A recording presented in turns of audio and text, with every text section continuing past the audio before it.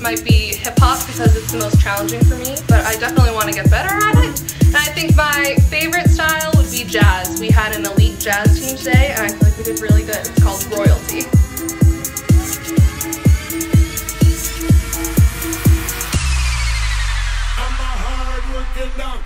My name is Bianca, and my most embarrassing dance moment was I went on stage for my duo, and while I was waiting for the music to come on, I flicked an eye booger out of my eye. But I did it really sassily. I was like, sweet. My favorite costume today was probably our senior chap costume. Middle Eastern was the name. It was jingly. And it was like your stomach showed a little. And it was red pants. And the pants were out. And it was cool. And my experience at that entertainment was fun and exciting. The staff was really nice to us, and the floor was easy to dance on, and it was very fun.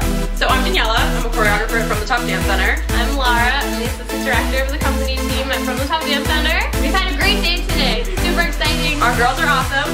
So awesome. They've had great spirits, great stage presence and energy. They've been awesome. We love teaching them. We love working together.